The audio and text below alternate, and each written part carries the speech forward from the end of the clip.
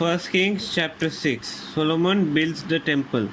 In the 480th year after the Israelites came out of Egypt, in the 4th year of Solomon's reign over Israel, in the month of Ziv, the 2nd month, he began to build the temple of the Lord. The temple that King Solomon built for the Lord was 60 cubits long, 20 wide and 30 high. The portico at the front of the main hall of the temple extended the width of the temple, that is 20 cubits, and projected 10 cubits from the front of the temple. He made narrow windows high up in the temple walls. Against the walls of the main hall and inner sanctuary, he built a structure around the building, in which there were 6 side rooms. The lowest floor was 5 cubits wide, in the middle floor 6 cubits, and the third floor 7. He made the offset ledges around the outside of the temple so that nothing would be inserted into the temple walls. In building the temple, only blocks dressed at the quarry were used, and no hammer, chisel, or any other iron tool was heard at the temple site while it was being built. The entrance to the lowest floor was on the south side of the temple. A stairway led up to the middle level, and from there to the third. So he built the temple and completed it, roofing it with beams and cedar planks. And he built the side rooms all along the temple. The height of each was 5 cubits, and they were attached to the temple by beams of cedar. The word of the Lord came to Solomon. As for this temple you are building, if you follow my decrees, observe my laws, and keep all my commands and obey them, I will fulfill through you the promise I gave to David your father. And I will live among the Israelites and will not abandon my people Israel. So Solomon built the temple and completed it. He lined its interior walls with cedar boards, paneling them from the floor of the temple to the ceiling, and covered the floor of the temple with planks of juniper. He partitioned off 20 cubits at the rear of the temple with cedar boards from floor to ceiling to form within the temple an inner sanctuary, the most holy place. The main hall in front of this room was 40 cubits long. The inside of the temple was cedar, carved with gourds and open flowers. Everything was cedar, no stone was to be seen. He prepared the inner sanctuary within the temple to set the ark of the covenant of the Lord there. The inner sanctuary was 20 cubits long, 20 wide and 20 high. He overlaid the inside with pure gold, and he also overlaid the altar of cedar. Solomon covered the inside of the temple with pure gold, and he extended gold chains across the front of the inner sanctuary, which was overlaid with gold. So he overlaid the whole interior with gold. He also overlaid with gold the altar that belonged to the inner sanctuary. For the inner sanctuary he made a pair of cherubim out of olive wood, each 10 cubits high. One wing of the first cherub was 5 cubits long, and the other wing 5 cubits, 10 cubits from wingtip to wingtip. The second cherub also measured 10 cubits, for the 2 cherubim were identical in shape and size. The height of each cherub was 10 cubits. He placed the cherubim inside the innermost room of the temple, with their wings spread out.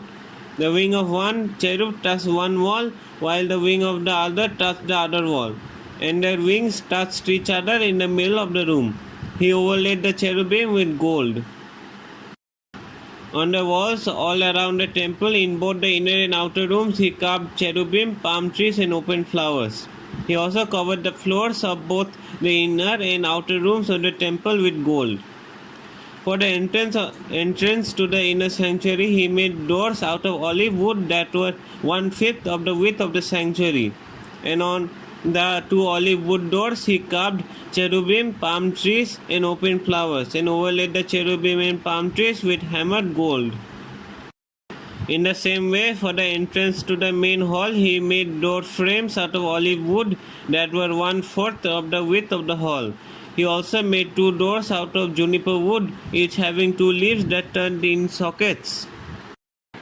He carved cherubim, palm trees, and open flowers on them, and overlaid them with gold hammered evenly over the carvings. And he built the inner courtyard of the 3 courses of dressed stone and 1 course of trimmed cedar beams. The foundation of the temple of the Lord was laid in the 4th year in the month of Ziv. In the 11th year in the month of Bul, the 8th month, the temple was finished in all its details according to its specifications. He had spent 7 years building it. 1 Kings chapter 7. Solomon builds his palace. It took Solomon 13 years, however, to complete the construction of his palace. He built the palace of the forest of Lebanon, 100 cubits long, 50 wide, and 30 high, with 4 rows of cedar columns supporting trimmed cedar beams. It was roofed with cedar above the beams that rested on the columns. 45 beams, 15 to a row. Its windows were placed high in sets of 3, facing each other.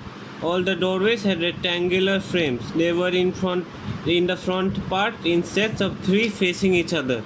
He made a colonnade 50 cubits long and 30 wide. In front of it was a portico, and in front of that were pillars and an overhanging roof. He built the throne hall, the hall of justice, where he was to judge, and he covered it with cedar from floor to ceiling. And the palace in which he was to live, set farther back, was similar in design. Solomon also made a palace like this hall for Pharaoh's daughter whom he had married. All these structures from the outside to the great courtyard and from foundation to eaves were made of blocks of high-grade stone cut to size and trimmed with a saw on their inner and outer faces. The foundations were laid with large stones of good quality, some measuring 10 cubits and some 8. Above were high-grade stones cut to size and cedar beams. The great courtyard was surrounded by a wall of 3 courses of dressed stone and 1 course of trimmed cedar beams, as was the inner courtyard of the temple of the Lord with its portico. The temple's furnishings. King Solomon sent to Tyre and brought Huram, whose mother was a widow from the tribe of Naphtali and whose father was from Tyre and a skilled worker in bronze. Huram was filled with wisdom, with understanding, and with knowledge to do all kinds of bronze work. He came to King Solomon and did all the work assigned to him. He cast 2 bronze pillars, each 18 cubits high and 12 cubits in circumference. He also made 2 capitals of cast bronze to set on the tops of the pillars. Each capital was 5 cubits high. A network of interwoven chains adorned the capitals on top of the pillars, 7 for each capital. He made pomegranates in 2 rows encircling each network to decorate the capitals on top of the pillars. He did the same for each capital. The capitals on top of the pillars in the portico were in the shape of lilies, 4 cubits high. On the capitals of both pillars, above the bowl-shaped part next to the network, were the 200 pomegranates in rows all around. He erected the pillars at the portico of the temple. The pillar to the south he named Jachin, and the one to the north Boaz. The capitals on top were in the shape of lilies, and so the work of the pillars was completed. He made the sea of cast metal, circular in shape, measuring 10 cubits from rim to rim and 5 cubits high. It took a line of 30 cubits to measure around it. Below the rim, gourds encircled it, 10 to a cubit. The gourds were cast in 2 rows in one piece with the sea. The sea stood on 12 bulls, 3 facing north, 3 facing west, 3 facing south, and 3 facing east. The sea rested on top of them, and their hindquarters were toward the center. It was a handbreadth in thickness, and its rim was like the rim of a cup, like a lily blossom. It held 2,000 baths. He also made 10 movable stands of bronze. Each was 4 cubits long and 4 wide and 3 high. This is how the stands were made. They had side panels attached to uprights. On the panels between the uprights were lions, bulls, and cherubim, and on the uprights as well. Above and below the lions and bulls were wreaths of hammered work. Each stand had 4 bronze wheels with bronze axles, and each had a basin resting on 4 supports, cast with wreaths on each side. On the inside of the stand there was an opening that had a circular frame 1 cubit deep. This opening was round, and with its basework it measured a cubit and a half. Around this opening there was an engraving. The panels of the stands were square, not round. The four wheels were under the panels, and the axles of the wheels were attached to the stand. The diameter of each wheel was a cubit and a half. The wheels were made like chariot wheels. The axles, rims, spokes, and hubs were all of cast metal. Each stand had four handles, one on each corner projecting from the stand. At the top of the stand there was a circular band half a cubit deep. The supports and panels were attached to the top of the stand.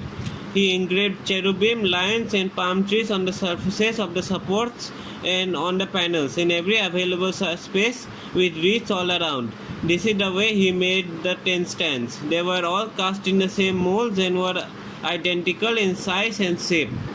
He then made 10 bronze basins, each holding 40 baths and measuring 4 cubits across, one basin to go on each of the 10 stands. He placed 5 of the stands on the south side of the temple and 5 on the north. He placed the sea on the south side at the southeast corner of the temple. He also made the pots and shovels and sprinkling bowls. So Hiram finished all the work he had undertaken for King Solomon in the temple of the Lord.